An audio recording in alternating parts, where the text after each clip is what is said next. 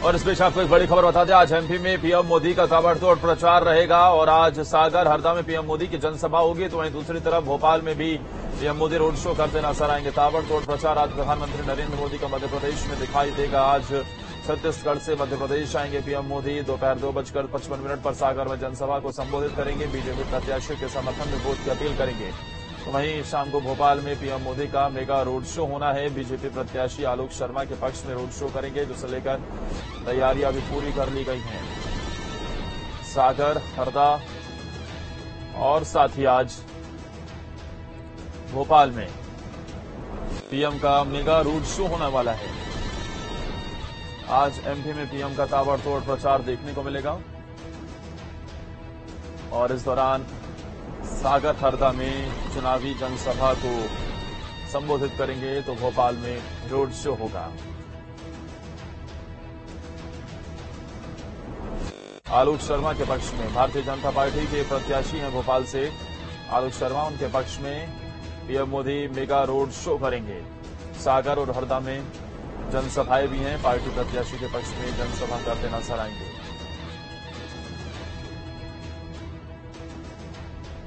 भोपाल में पीएम का mega road show होगा। और इस खबर पर ज्यादा जानकारी के साथ हमारे सहयोगी विनोद सीधा जुड़े हुए हैं। विनोद, आज प्रधानमंत्री नरेंद्र मोदी मध्य प्रदेश आ रहे हैं। एक साथ तीन सीटों पर आज चुनावी प्रचार करने वाले हैं। आप इस बार जिन 3 सीटों पर आज प्रधानमंत्री नरेंद्र मोदी की नजर है, उसके सियासी समीकरण को समझें तो कितनी महत्वपूर्ण ये हो जाती हैं? बिल्कुल, देखिए, प्रधानमंत्री नरेंद्र मोदी हर चरण के लिए मध्य प्रदेश में 4 से 5 बड़ी चुनावी सभाएं कर रहे हैं। इससे पहले जो प्रथम चरण का मतदान हुआ था, उसके लिए भी प्रधानमंत्री ने 4-5 बड़ी आम सभाएं की थी।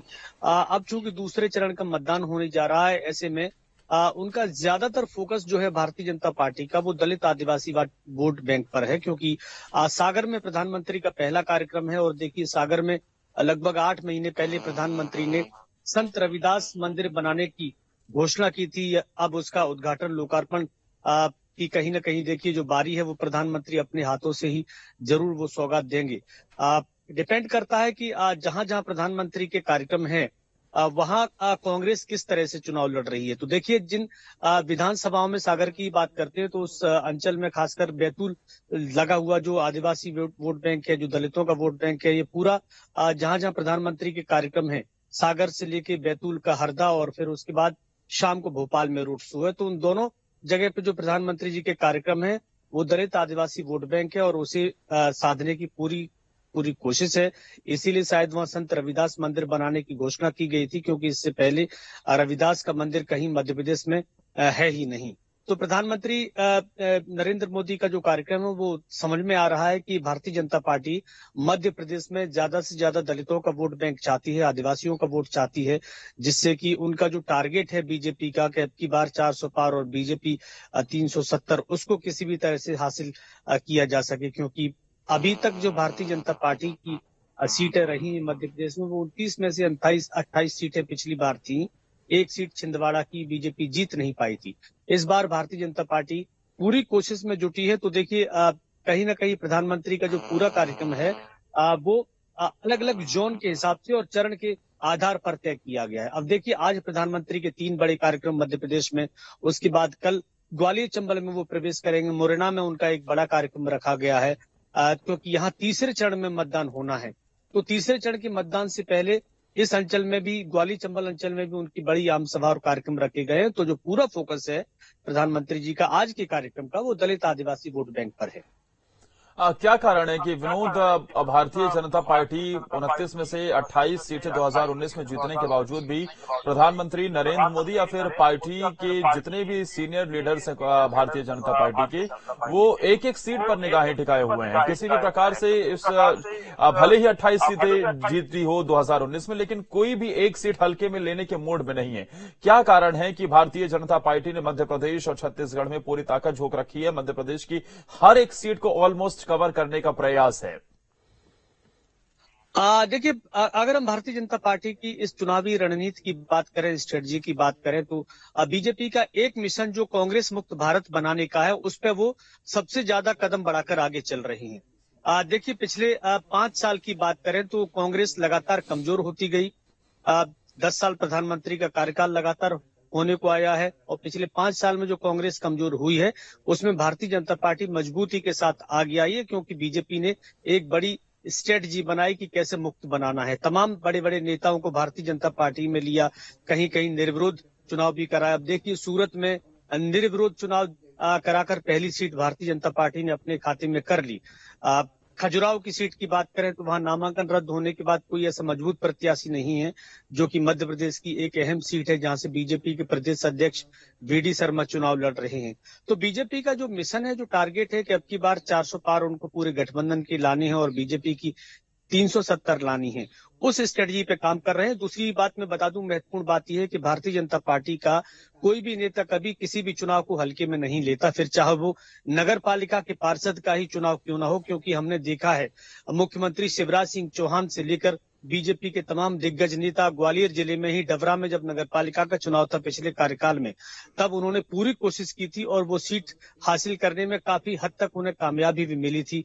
लेकिन जाहिर सी बात है, भारतीय जनता पार्टी किसी भी चुनाव को बहुत गंभीरता से लेती है, पूरी रणनीति बनाती है और छोटा चुनाव हो या बड़ा चुनाव अपने हर नेता से लेकर हर कार्यकर्ता को जिम्मेदारी देती है, क्योंकि बीजेपी ये मान के चल रही है कि सबसे बड़ा जो दल आज देश का है तो भारतीय जनता पार्टी इसीलिए। तब हमने देखा था कि कैसे वो नगर पालिका के चुनाव में भी बैक टू बैक अलग अलग जगहों के दौरे कर रहे थे और पहुंच रहे थे, और सिर्फ नगर पालिका ही नहीं, फिर विधानसभा में भी हमने देखा कि किस तरीके से ताबड़तोड़ दौरे एक के बाद एक देखने को मिले, और अब लोकसभा में भी ऐसे ही भारतीय जनता पार्टी के दिग्गजों ने पूरी ताकत झोंक रखी है। शुक्रिया आपका विनोद, तमाम जानकारी देने के लिए। खबरों में आगे बढ़ते बात करते हैं भोपाल की, जहां पीएम मोदी जिस रथ पर रोड शो करेंगे वो भी तैयार हो चुका है। रथ पर प्रधानमंत्री नरेंद्र मोदी, मुख्यमंत्री मोहन यादव और गृहमंत्री अमित शाह की फोटो के साथ साथ प्रदेश अध्यक्ष वी.डी. शर्मा की फोटो भी लगाई गई है।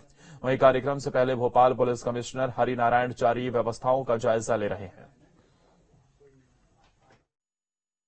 प्रधानमंत्री नरेंद्र मोदी का दौरा होने जा रहा है और इसकी तैयारियों को लेकर क्या कुछ खास है, इस वक्त हमारे साथ भोपाल पुलिस कमिश्नर हरिनारायण चारी जी बातचीत करेंगे। सर, क्या कुछ तैयारियां, कितना फोर्स है, लगभग तैयारियां पूरी हो चुकी हैं, किस तरीके से व्यवस्थाएं यहाँ पे जमाई गई हैं?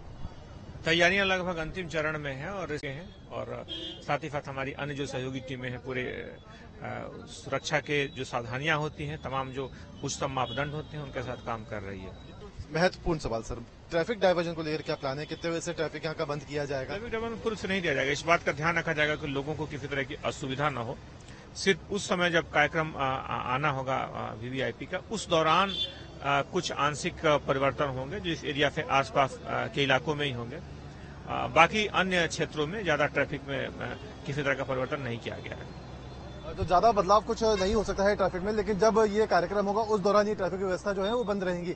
3 लेयर में सुरक्षा व्यवस्था रहेगी। तस्वीरें में दिखाना चाहूंगा, देख सकते हैं आप कि किस तरीके से यहाँ की जो व्यवस्था है उसको पुख्ता कर लिया गया है। दोनों तरफ जो है बैरिकेडिंग लगा दी गई है, झंडे यहाँ पे बीजेपी के लगाए गए हैं और साफ तौर पर देख सकते हैं एक बहुत ही खूबसूरत तरीके से इस पूरे रास्ते को बना दिया गया है। लेकिन हम ये व्यवस्था दिखा उससे पहले हम वो आपको रथ दिखाना चाहते हैं जिसमें प्रधानमंत्री नरेंद्र मोदी चढ़कर इस रोड शो में शामिल होने वाले हैं, क्योंकि वो रथ यहाँ पे पहुंच चुका है और वो तस्वीरें में आपको दिखाना चाहूंगा कि कितना खूबसूरत ये रथ है और किस तरीके से उसको सजाया जाएगा। क्योंकि देख सकते हैं ये जो गाड़ी आप सामने देख रहे हैं यही वो गाड़ी है जिसको रथ के लिए इस्तेमाल किया जाएगा। प्रधानमंत्री नरेंद्र मोदी का सामने इसमें पोस्टर लगा हुआ है, यहाँ पे मुख्यमंत्री मोहन यादव की फोटो लगी हुई है और एक तो दूसरी तरफ लगी हुई है बीजेपी के प्रदेश अध्यक्ष वी.डी. शर्मा की फोटो और बीच में लगा हुआ है कमल का फूल, जिस पर बटन दबाने की अपील प्रधानमंत्री नरेंद्र मोदी भोपाल की सड़कों पर पहुंचकर लोगों से करने वाले हैं। 7:15 से 8:15 के आसपास का ये पूरा कार्यक्रम रहेगा और साफ तौर पर जो ट्रैफिक व्यवस्था है उसको लेकर यहाँ पे खासा इंतजाम किया जाएगा और कहा जा रहा है कि जब शो हो रहा होगा तभी के लिए ट्रैफिक को रोका जाएगा, वरना उससे पहले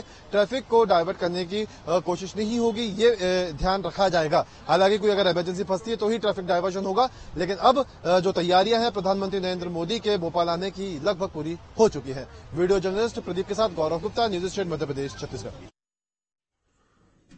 और अब आपको दिखाते हैं इलेक्शन सुपरफास्ट।